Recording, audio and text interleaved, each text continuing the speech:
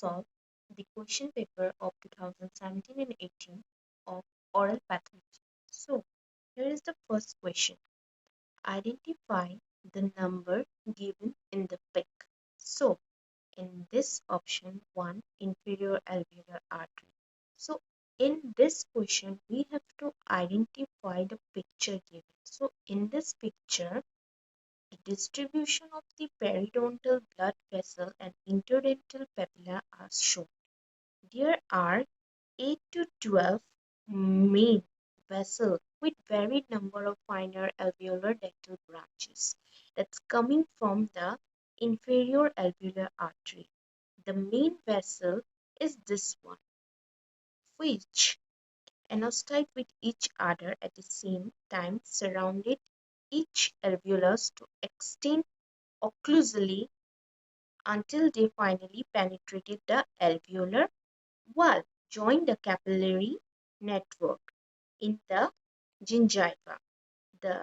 These arteries are those responsible for supplying pulp, al- pulp, alveolar bone, and interalveolar septi in the periodontal ligament. So, in this picture, number 1, that is this one, this is the inferior alveolar artery.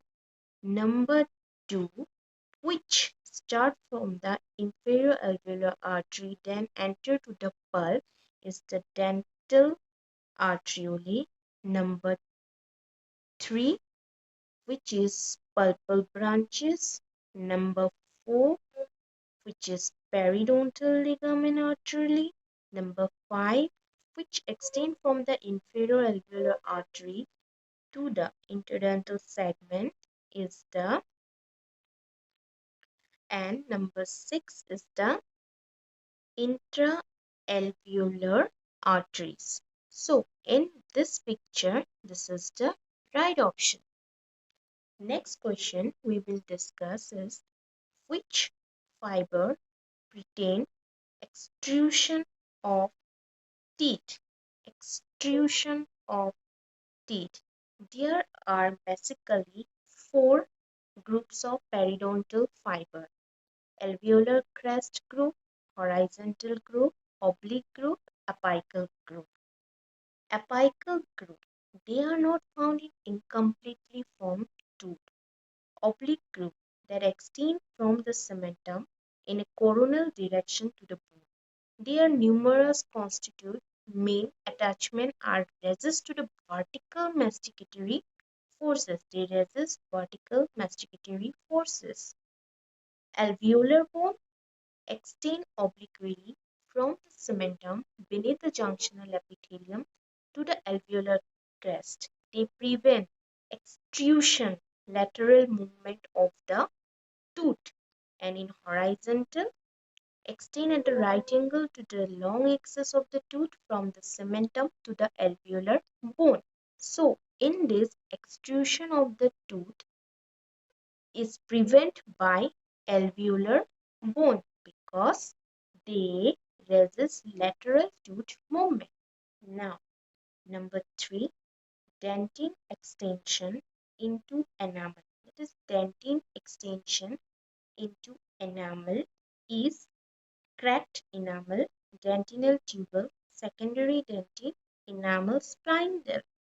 The correct option is enamel spindle.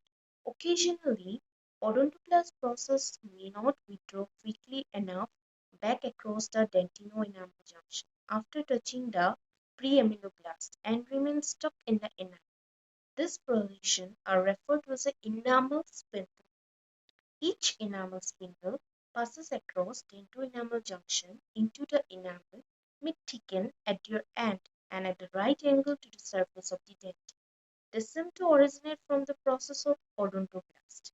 They extend into the enamel epithelium before hard substance were formed. Now, number 4. Origin of the pulp beginning. When the pulp begin to develop. So, here the options are 28 week, 14 week, 20 week, 8 week. So, the correct answer is 8 week. Now, we will discuss origin of the pulp. development of the during the 8th week of intrauterine life. There is condensation of the mesenchyme under the enamel organ dental. The enamel organ enlarges and encloses the dental papilla in their central portion. Mesenchymal cells with the dental papilla are responsible for the formation of the tooth pulp. Dental papilla controls the morphology and the type of the tooth form.